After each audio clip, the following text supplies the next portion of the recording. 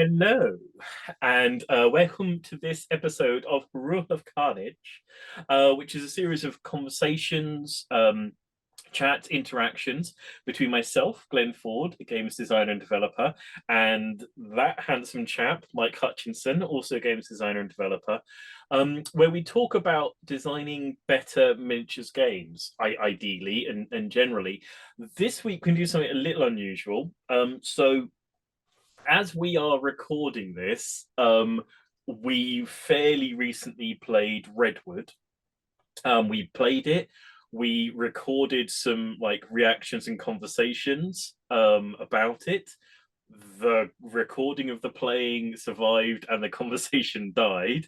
Technical malfunction. So as you're watching this, the battle report, the playthrough, whatever you want to call it, will be posted also on the channel somewhere around, so you can watch us playing the game and enjoying it and generally interacting with it. And we thought it would be interesting to now sort of try and re-have our conversation about it and make a bit of commentary on it, because to me it's one of the most interesting and exciting games I've seen in quite a while for various reasons. So for people who can't be bothered to watch the video of us playing Redwood, Redwood is a minis game, which is a boxed minis game. It doesn't say that on the front. It looks like a board game. It looks like a board game because Redwood is a board game, and no one else knows it it's is actually a minis game. It is 100% the things that we mean by a minis game.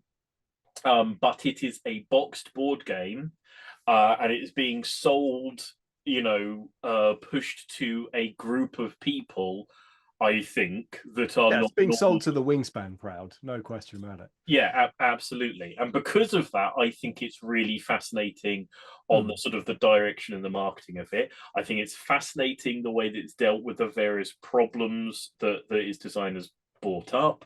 And I think it's fascinating that it totally takes on a completely separate like area of interaction and play. So in Redwood, you are a nature photographer who has gone out into the wilds and is trying to photograph animals and plants and such like in beautiful surroundings.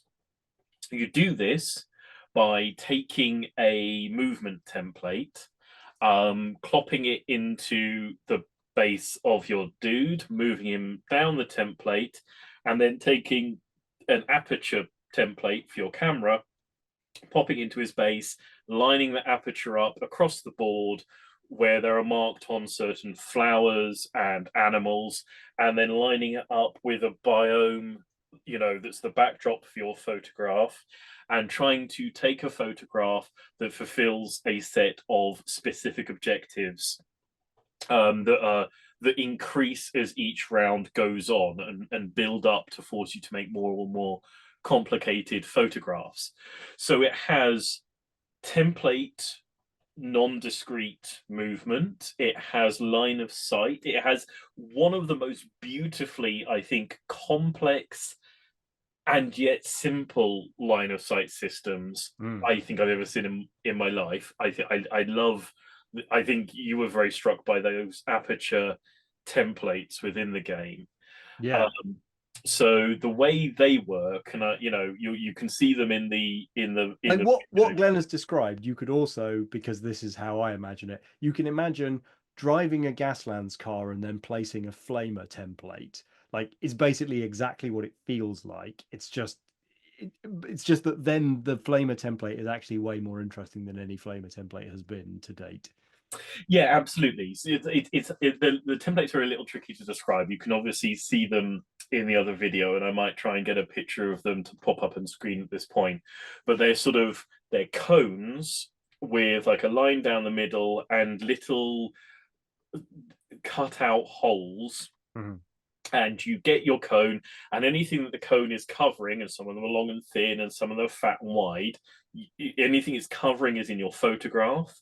The line down the middle tells you which biome you're in, and then things you get under the little holes are sort of critical hitted, or whatever you want to call it, and claim objective points.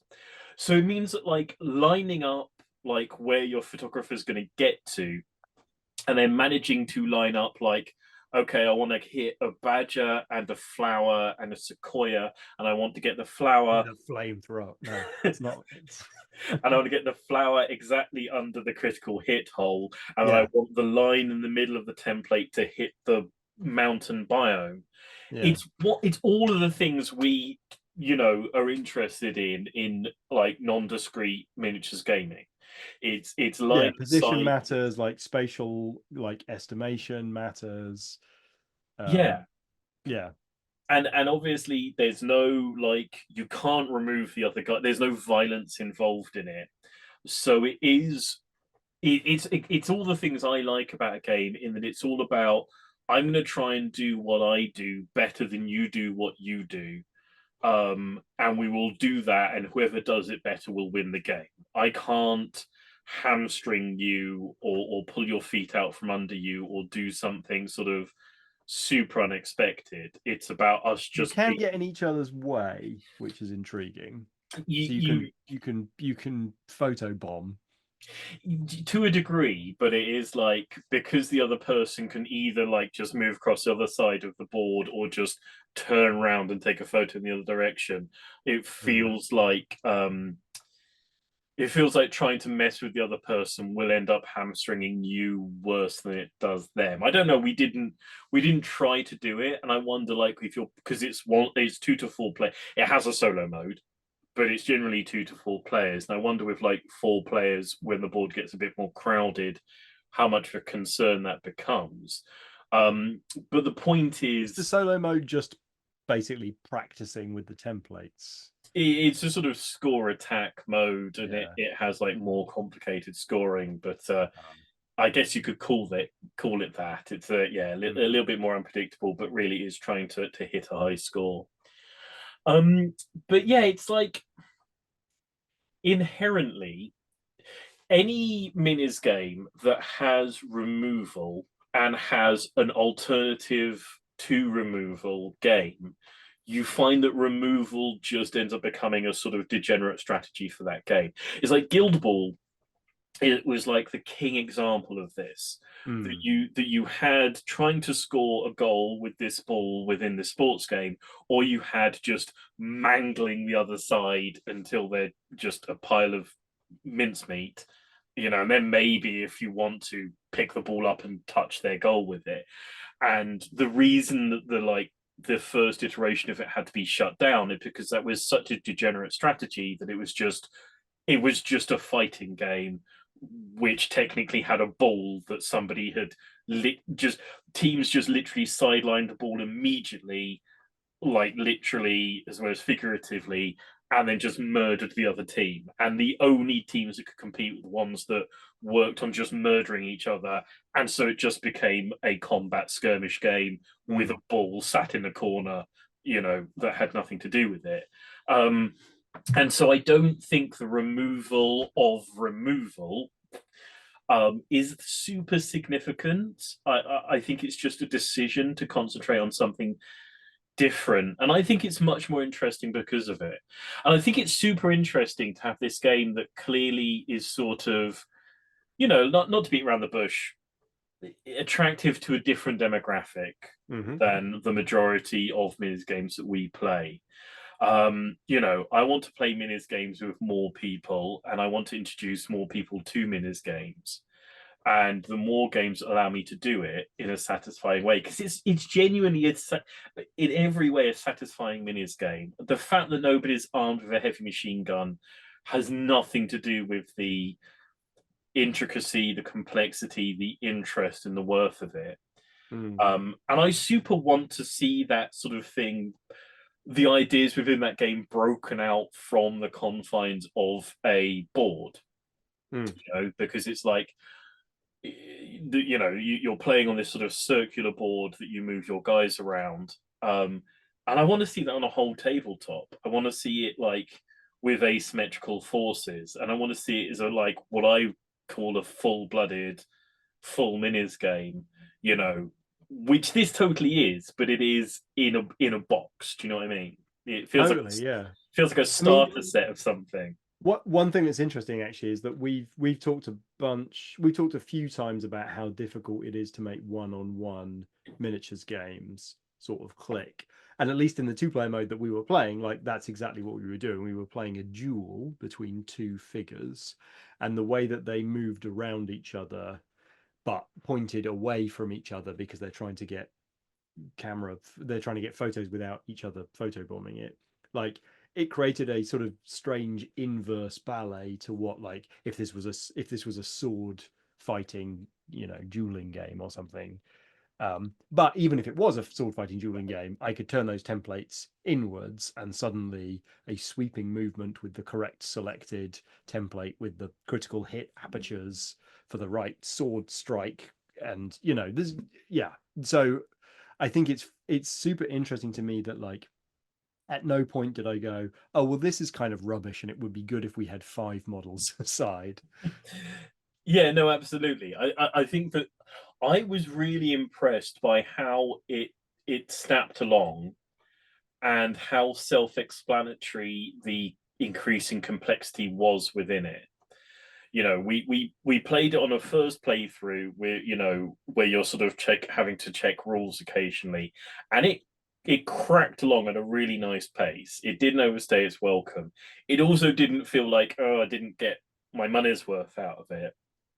Um, and like all of the bits, I mean, it's beautiful. It's just really beautifully product designed. They've done a great job of like the way that there's like this sun icon that moves around the board, and that tells you which objective to flip over next, and also when you've gone. Yeah, it becomes an element in your photographs that then feeds into the scoring. Yeah, and it tells you how many rounds there are. It really means like once you set the game up, everything else to it is basically self-explanatory other than looking the objectives up. It's a really beautifully designed game, like as a product, and as a sort of self-contained entity.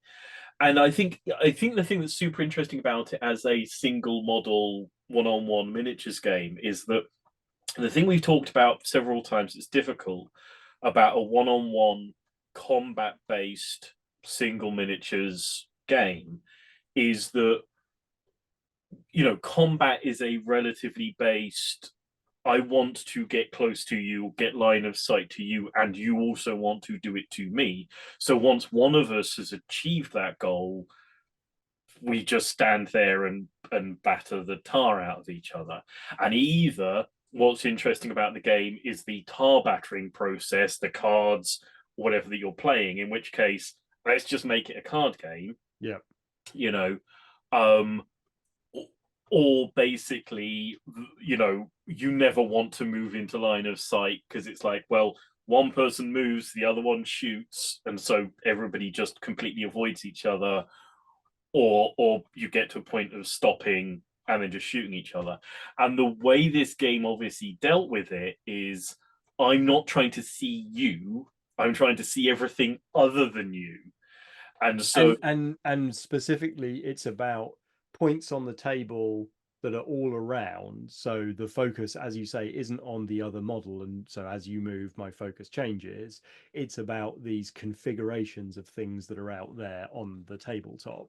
And so it's almost like imagining a sort of skirmish game that has a go and pull the lever objective, but that you don't have to go to a single point. Going to the lever means you have to, like, create a triangle between three things that are slightly difficult to figure out exactly where they are. And if you select the right triangle at the right moment from the right point, then okay, you've pulled the lever. It's intriguing because the the non-combat focus allows the gaze to turn outward from the two um, combatants. And so now the question is, okay, well, what else is out there apart from us two? yeah. Yeah, absolutely. And it means that because we're both trying to interact with like the whole of the environment around us, um, we have a level. So one of the things that's interesting about the level of interaction in the game is that at the start of each round, you pick a movement template and an aperture template, and they're yours. And then the other person picks theirs. The only template and aperture you can't pick are the ones that you picked last round. Mm, But the other person can pick the ones you picked, but they have to pay you VP to do it. mm. And so there is this interesting sort of little back and forth about where the templates are, which ones are important. Did you grab the one that he wanted? And He in can the still first game, have I it. didn't get any sensation of that, but it's like, maybe on the third play, I start to be able to grasp my own movement well enough to be able to predict and frustrate yours. But that I, feels like, I don't know if that higher level play emerges or not. I think that, once you're playing with four players, Oh, the that's fact true. that so many of the templates are going to be in the hands of various players, like, would be like super, super important to it. But it does mean that it's sort of like it didn't to me ever feel like multiplayer solitaire, although it's like essentially we're racing. We're Oh, in a it definitely race. did to me. It definitely did to me. Yeah. Yeah, no, I mean, I think if I had a criticism of him, it would be that um, it was a puzzle game that we enjoyed side by side. I guess, I don't know that I super mind that. No, I don't mind it. I bloody love Race for the Galaxy. I've played it a dozen times this year alone. And for some reason, the fact that we're physically moving around each other in the same physical space whilst doing that made it feel different to me than most sort of side by side sort of puzzle Yeah, games. yeah, yeah. There was like these little breaths of like, ooh, is he gonna just and can I slide through the gap? And so there was a little bit of that, and I'm sure it gets a lot more hectic with higher player counts. So yeah, there's definitely an element of that. But like, with a war game, with a skirmish game, with sword fighting, like I'm really focused on what you're doing. Every move changes the game state for me. Like, did your every decision alter the game state and my decision space? Not or even hardly. But I think, in relation to the question, that various people raise, which is how do you make an interesting minis game with non-discrete movement without any form of Yeah. violence, or sort of you know high levels of interaction, and removal and all those sorts of things interesting and enjoyable, between two players. I think Redwood has like answered it so conclusively, Yeah. and to such a sort of highly polished degree, and created such. And I think that like what's super exciting to me is that it yes, it comes in this very, very well designed board game package where the board is very specific, the components are very specific, the objectives are very specific. And like it's easy to get lost in the sheen of that and sort of go, well, you can't really achieve what this game is achieving because it's got all this like investment, it's got this technology behind it. But like I'm not sure that you can get away without like the aperture templates, the sort of flamer templates. I think that is sort of the one thing that I'm like, okay, you have to lift those out of the game. But then stuff like, in order to get the perfect shot, I've got to be pointing at something and I've got to have three flowers in exactly the right spot. Like let's throw dice or toss coins or bottle caps into the arena. Let's use a particular piece of terrain that's my command post, or it's my war boss or something. Like a lot of this stuff that I think is so beautifully described for players who need things to be discreet and clear. I can see plenty of ways to sort of melt that down into raw materials to pull into you know scratch built terrain and miniature agnostic tabletop experiences. It's just that um, you have to.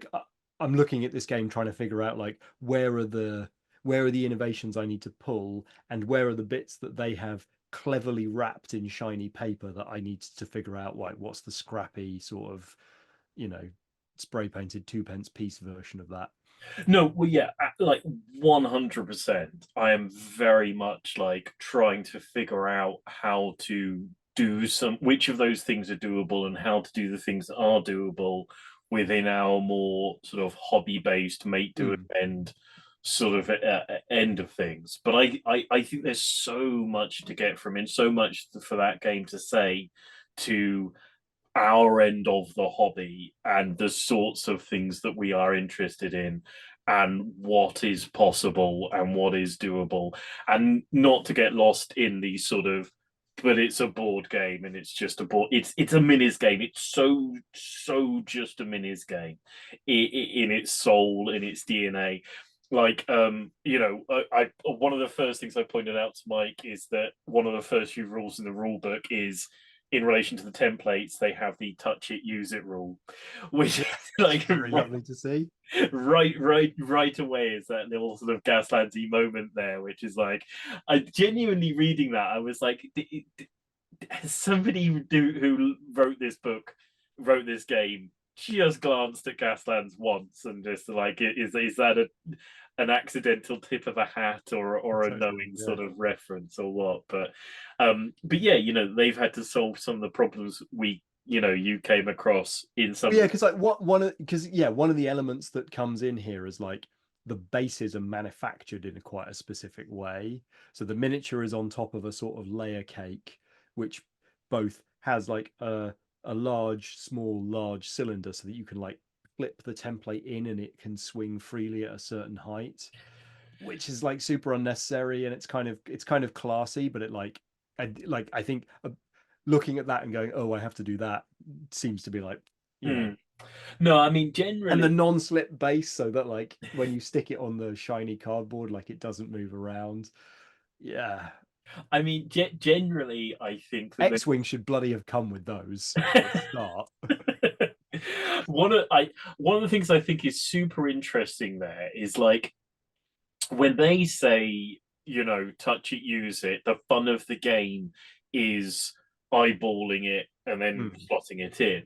I feel like there is a sort of discrete Eurogamer board game mindset, which is like, I'm meant to calculate everything out all the time. The test is not meant to be whether or not my eyes and my spatial reasoning work. The test is meant to be whether I can like calculate out the puzzle.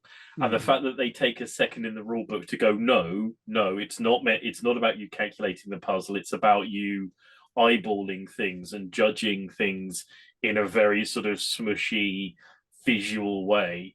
It's just that little moment of them kind of going like, no, mate, it's a minis game, it's not a board game. Mm. You have to play this like a minis game for it to have its sort of its juice to it. But yeah, I think super exciting, super interesting game. I think anybody who is curious about innovation within miniatures games, the way that we mean miniatures games, should take a look at it. Like literally, the Kickstart for it is up, and the rule book. You can click on a link on that Kickstarter and read the rule book as a PDF, like right now. And I would recommend, if you are interested in the design of these sorts of games, in innovation within the design of those sorts of games, I recommend going now and reading that rule book and contemplating what that game means and what it can do, and the stories and mechanics it opens up and suggests. Yeah. Agreed. Good But game. Enjoyed it. Looking forward to playing yes, it again. it is also very, very fun and a very good game. So if you haven't watched the video of me and Mike playing it, watch it now. Swing by and read that. Or die. or I'll be mightily upset. In either the comments of that playthrough video or this one, or both, tell us what you think about Redwood, which bits of it you thought were interesting, whether you're as excited about it as we are. If so, why? And if not, why not? Uh, while you're doing it, hit the like and subscribe buttons in that comment section, and then go up a little bit where there are some links. There's a link to our Discord where you can come over and chat to us about Redwood, because I'd love to chat to people about it. I'm really interested in it, curious about it, wondering what it's going to mean. Um, And whilst we're speaking of Discord, if you do get inspired to come up with an idea for a game that's a bit like Redwood, that maybe explores some of these non-combat themes, and also check out the lovely community over at the non-combat. yeah. What's it called? Non-combat games, non-combat tabletop games. It's non-combat tabletop. Yeah, Uh, yeah. Lovely community of people struggling with the same question of how do you have non-discrete good times in a yeah, hobby manner. and if So you yeah, check those guys out as well. yeah, if you can't find them, go to our Discord, ask me, and I'll send you a I'll link try to. and update the description to have a link. I'll try. Yeah, can you make permalinks to other people's? I don't know. I'll find out if I can make a permalink to somebody else's Discord. I will do so and post it in the comments. If not, come by and I'll give you a temporary link to it.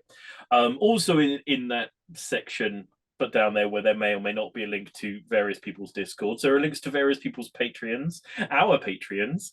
Aye. Go across them, sign up to them, pay us for doing this, and we will give you wisdom in return. Swing by our various websites and buy our various stuff because it's good stuff and you'll enjoy it. But I think for now, from this episode of Rule of Carnage, it's going to be a thank you and goodbye. So thank you and bye.